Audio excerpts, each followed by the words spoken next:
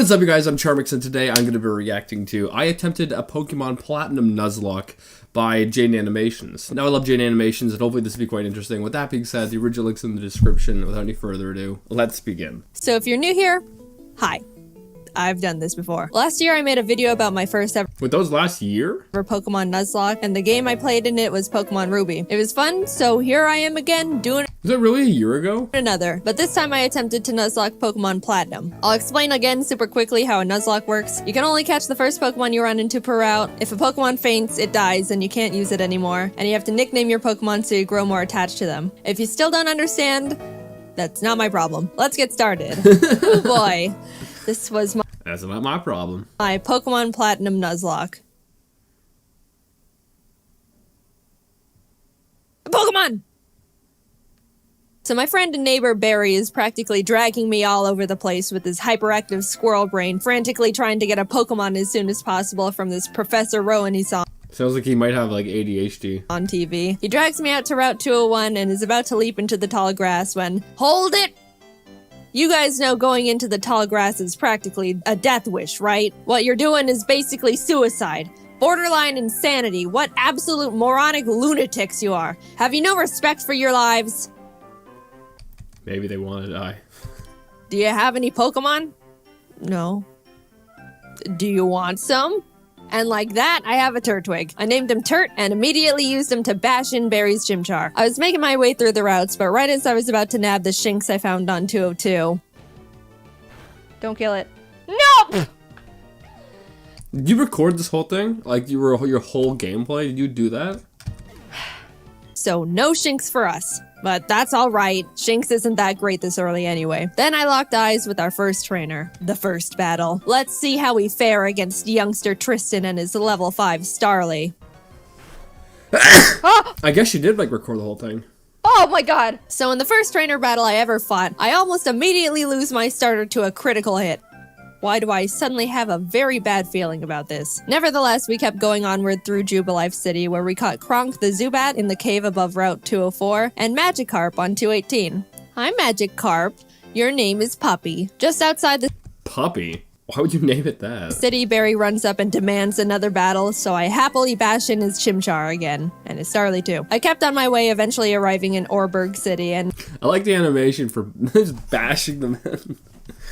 nervously challenged Rourke. I was terrified of his Cranidos, but Turt landed a crit Razor Leaf and one-shot it before it could even do anything. So that's badge number 1 for us. I made it to Floroma Town and was really excited because if you didn't know, outside the Valley Woodworks you can find Shellos. And if you didn't know, again, I love Shellos is really cute. Shellos. I ran straight to the grass to get my Shellos encounter, and I'm not gonna pass up an encounter, so I very depressingly caught the Shinx and named it Failure to vent my sadness and frustration Failure. over not getting a slug. While there, we found Team Galactic messing around, stealing electricity, and this little girl's dad. So I beat up the grunt guarding the door, broke in. I wonder how Jane Animation like records or makes these videos. Like, is she like, does she play a bunch and then write what happens and then play more and then write what happens? Or does she play through the whole thing and just try to go from memory of what happens? I assume it has to be the first, the first way. Beat up the grunts in the building until Turt evolved, then found Galactic Commander Mars at the end of the corridor, who I was scared of because she's got a fat cat that hits like a semi-truck. But I had a plan. Back in the Orberg Mines, I caught Dwayne the Onyx, and I brought him to the fight because in case things got dicey, I would switch him in to buy time and heal up my other Pokemon. Basically, Dwayne was death fodder. Turt took out Mars' Zubat, and when Perugly came out, Kronk plucked off the Oranberry it was holding. But she got hit pretty hard in the process, and since Turt needed a bit of healing before he could get back into it, Dwayne can take a scratch. Look at that. Dwayne is fine. He's fine, guys. Dwayne. That's funny. Don't pull the sad nose. Oh, she streamed this. Okay, now this makes sense. Look at this. She's at 3 hours in already. Oh, crap. For There we Dwayne. Dwayne's fine. Don't worry about him. Don't worry about him. Oh my god! Dude! Alright, I'll give him that. I'll give him that. Dwayne gets to live. somehow, when Dwayne was supposed to die, he hung in there on 1 HP. And you know what? I respected the hell out of him for it. I let Dwayne live and Turt was able to take out the Perugly. What a legend. But then I put him back in the box and moved on. In Mount Coronet, I caught a Bronzor named Big Boy, which I happily added to the team. And right before Gardenia's gym, Kronk evolved, which meant no mercy for those flower ladies. Badge number 2. We slashed the guard bushes in front of the Galactic building and ran up all the stairs where we fought Galactic Commander Jupiter. Let's take a look at how that went. Don't crit. Don't crit, don't crit. Ah! Ah! No! But, I mean, that won't do... Let's just hit it. Don't crit him. No. Oh my god. We finally were able to beat her, but that fight really knocked the wind out of me. I was shaking. Sounds like you're having a lot of panic attacks. On my way back to the Pokemon Center when this lady Cynthia shows up and is like, egg? Egg? Yeah. Anyway, even meeting Cynthia wasn't enough to calm my nerves, so to keep my mind off the absolute tragedy we narrowly avoided, I decided to start training up Big Boy on Cycling Road.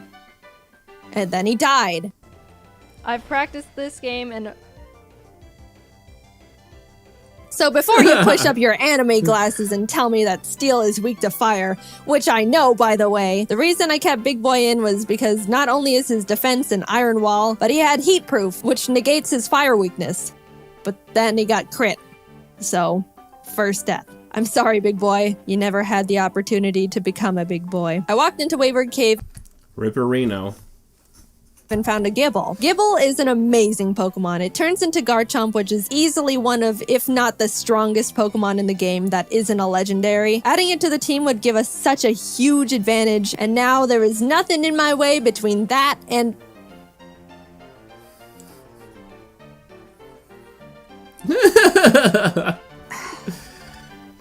Moving on.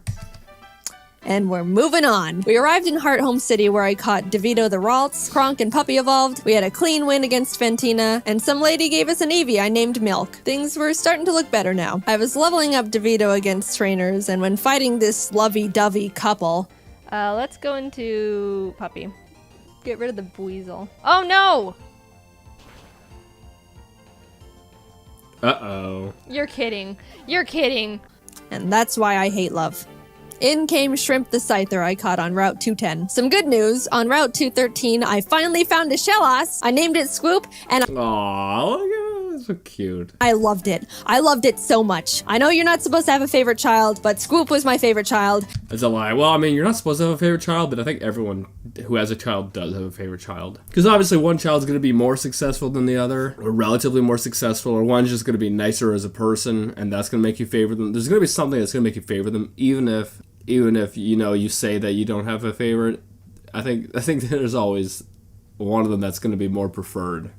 And I wasn't apologetic about it. I trained it up, and now we got a Gastrodon. Turt ended up evolving too, so together with Kronk and Swoop, Maylene was defeated, and badge number 4 was secured. Outside of Pastoria City, I caught a Quagsire named Lol, but when I went to get my Great Marsh encounter, I was trying to get a Yanma and accidentally threw a ball at a Wooper. So now we've got Lol and Oops in the box. Then I swept Oops. That's a very fitting name. Crasher Wake with Milk, who is now a Jolteon, with the TM Thunder I bought literally next door. I walked out of the gym and Team Galactic set off a bomb. I ran down the grunt who detonated it and took him out because he is weak. Cynthia appears again and tells me to bring a charm to her grandma. So I'm like, yes ma'am. We found her in Celestial Town along with Cyrus, the leader of Team Galactic, who... How long did it take to beat this game? Like, she was live streaming this, and she was like 3 hours in. But that was only, only a part way through the video where it was like, looked like she was 3 hours in. So if that's the case, is this like a 20-hour like gameplay? Who starts some evil Shakespeare speech about how everything is imperfect, so he's gotta blow up the world or something. I don't know, I wasn't really paying attention. And then he wanted to fight. Puppy took out his Sneasel and I sent out Milk to take care of his Golbat. But Milk decided he wanted to be lazy and not only miss all his thunders, but also punch himself in the face. Milk!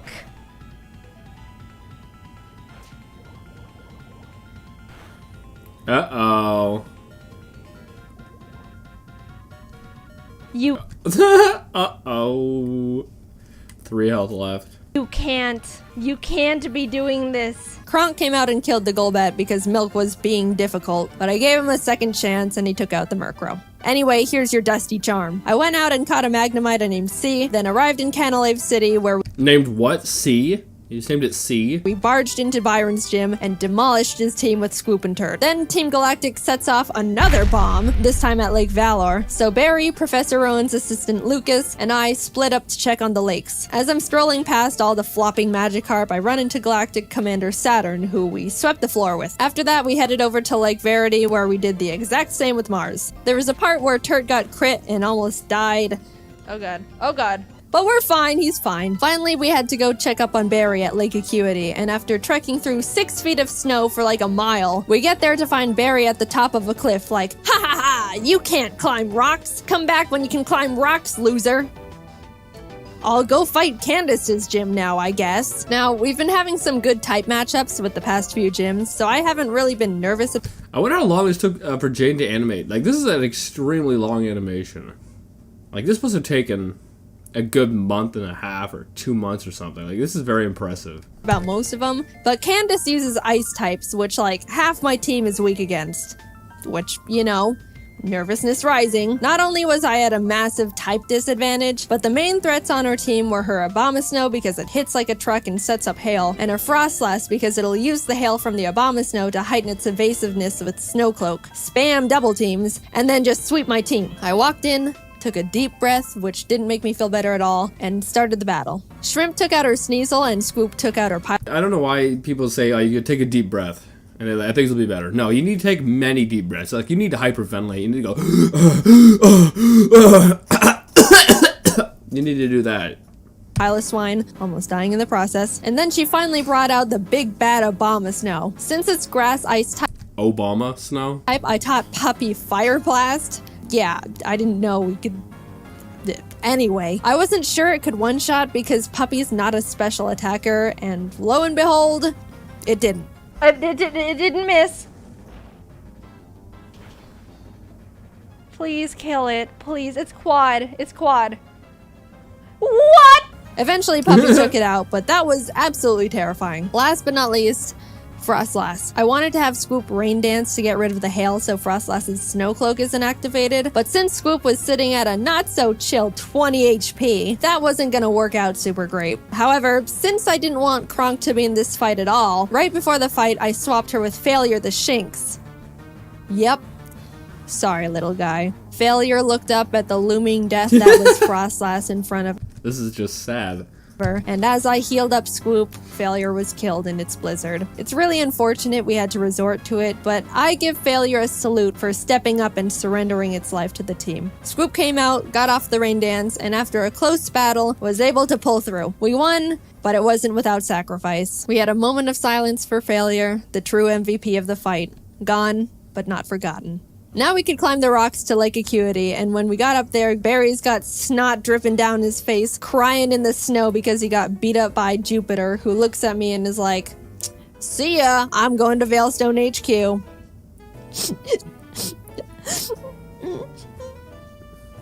Aw, poor Barry. I'm gonna go to Veilstone. We start running through the base trying to find Cyrus, but when fighting this scientist... Psychic. Porygon 2 freaks me out. It is way too powerful, way too bulky, and it's way too weird. I do like Porygon 2 though. I would like a plush of Porygon 2. Very cute. What? What? What? What? Well, rip Swoop. No! No! Swoop! We lost Swoop! I wasn't okay. Turt came out and curb stomped the Porygon 2 out of vengeance, but to put it lightly, I wasn't taking that too well. My heart is breaking. Aw. I'm like actually sad. But life doesn't stop when your dog dies, so I had to keep trucking and brought Law the Quagsire to the team. With an intense, blood-curdling thirst for revenge, I stormed into Cyrus's room. Yeah, I love the animation there. Fight! Shrimp and Milk took out his team in no time. I snatched his Master Ball and used his teleport pad to enter the basement where Mess Spirit, Azelf, and Yuxi are all being held captive. Fight! And like Cyrus, Saturn was swept too. After releasing the Lake Guardians, we head to Mount Coronet because Cyrus wants to go there and destroy the planet, I think. And we catch up to him at the Spear Pillar. Before we can run up and attack him... I wonder if Mount Coronet is supposed to be a representation of, like, or based off of, like, Mount Fuji. Because isn't that in Japan where the game was made? Mars and Jupiter step in. Then Barry arrives. Honestly, I have no idea how he found us all here. And it's like, I'll help. Lal takes out both their Bronzors, Mars's Perugly, and Barry's Munchlax. So I thought, you know, it was all smooth sailing, right?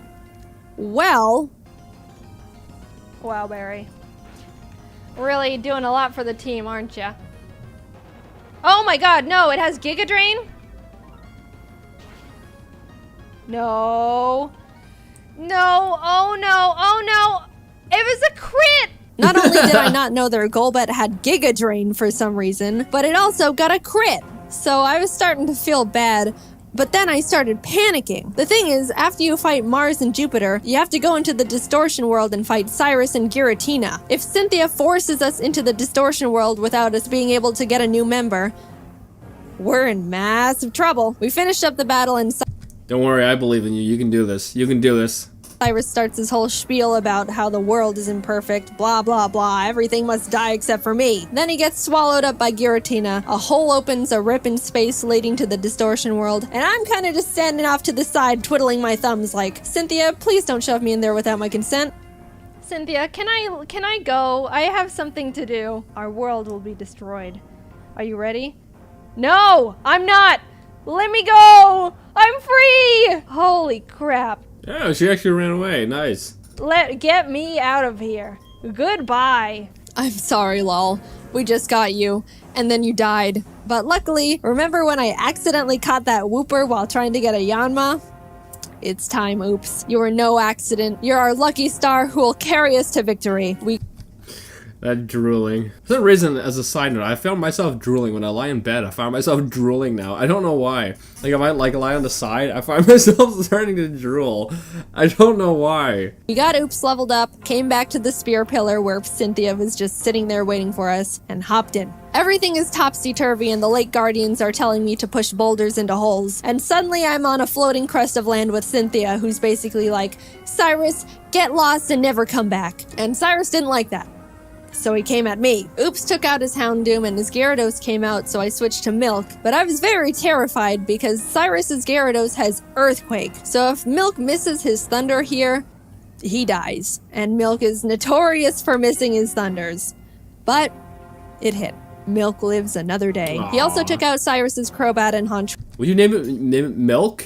It's very cute. And Shrimp finished up his Weavile. Cyrus steps aside and suddenly it's just me and the Angel of Darkness itself, Giratina. It's a bit creepy.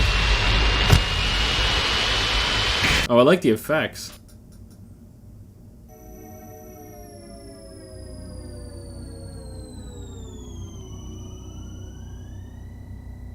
This is sick animation right here.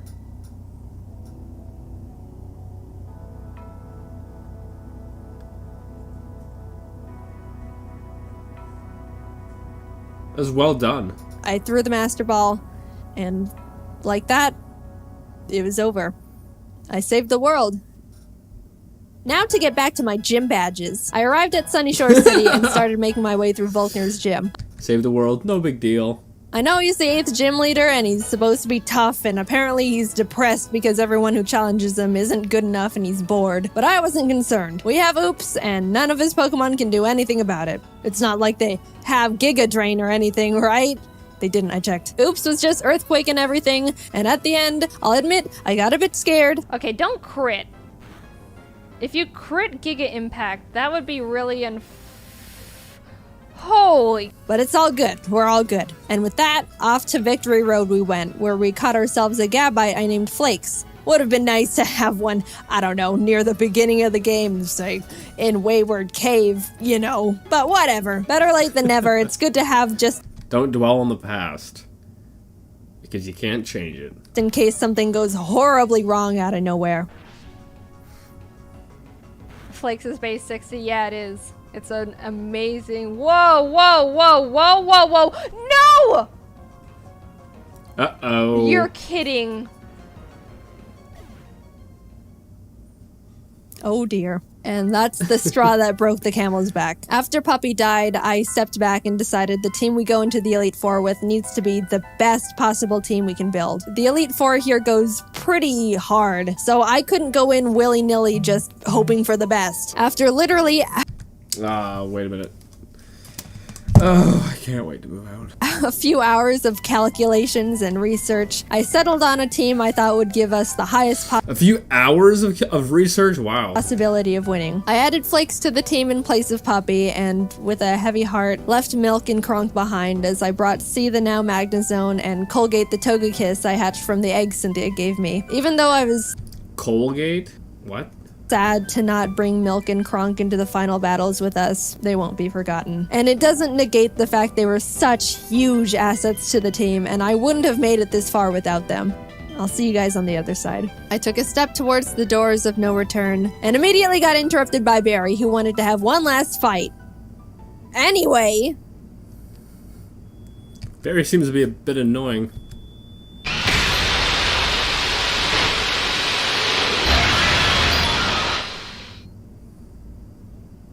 What was that? welcome. This is the Elite Four. The battle starts, and C takes out Aaron Xeon Mega and Vespiquen, Oops takes out his Rapion, and Colgate takes out his Scizor and Heracross. Next up is Bertha. What's with the weird glitching and all that? That's cool, but it's kind of weird, like creepy at the same time. Bertha loves ground types, but Turt and Oops had a smooth time smashing through her team. I felt a horrible shiver when her Rhyperior came out, but things went well. On to Flint.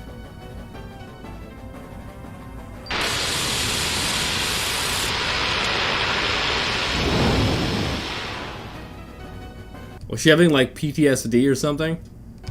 Flint has a pretty scary team, but luckily Oops and Flakes had no trouble plowing through them as well. And with that, we're on to the last member, Lucian. Now, Shrimp hasn't had much time to shine in these fights so far, so I decided I wanted to let her go all out. She set up sword stances and bullet punched everything. Proud of you, Shrimp.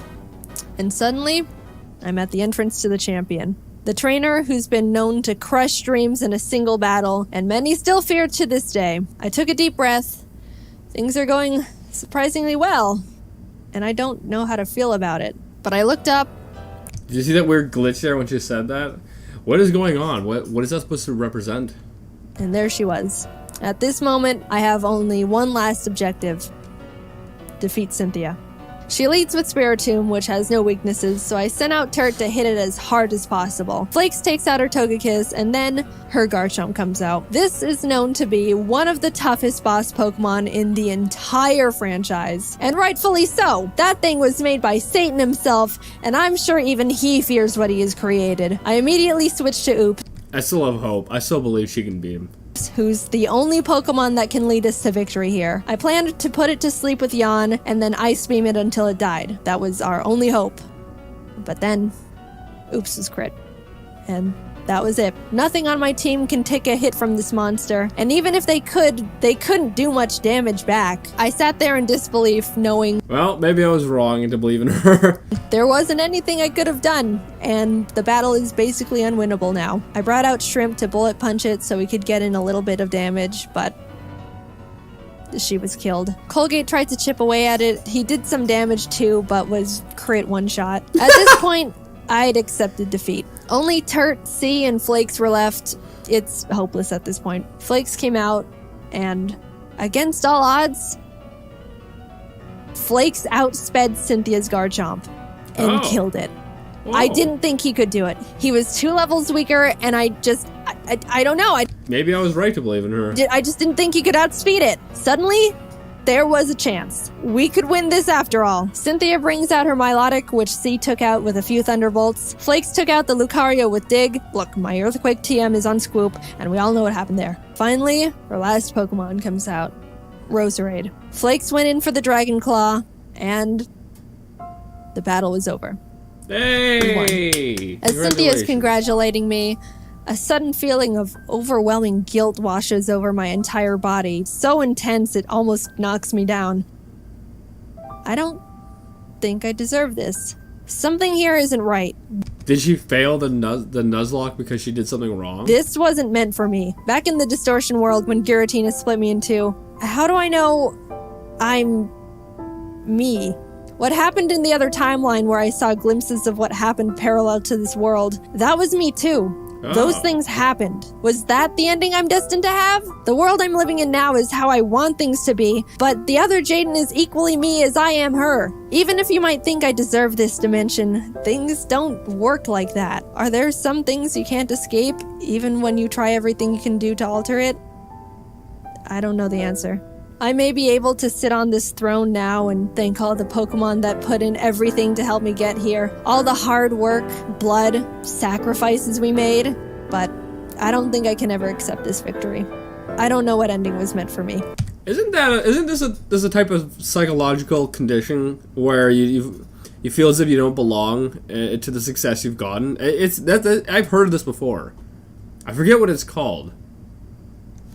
Yeah, well, give me a second. There we go. It's called imposter syndrome. This is what she's talking about. And I don't think I ever will.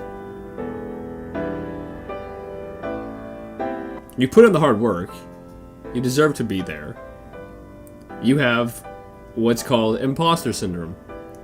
So these are all the people who worked on it. So it wasn't just Jaden herself. Because I was going to say, for an animation that's this long, that's extremely impressive. Well done. Well done to everyone who participated in creating this. I think I'd rate this out of a 10. Probably at probably an 8.3, 8.4. I really enjoyed it. And this is quite spectacular. And yeah, make sure you guys go subscribe to Jane Animations. If you guys are new, hit subscribe to join the family. Wait a minute, let me get out of here. And yeah, anyway, whatever. With that being said, I'll see you guys next time.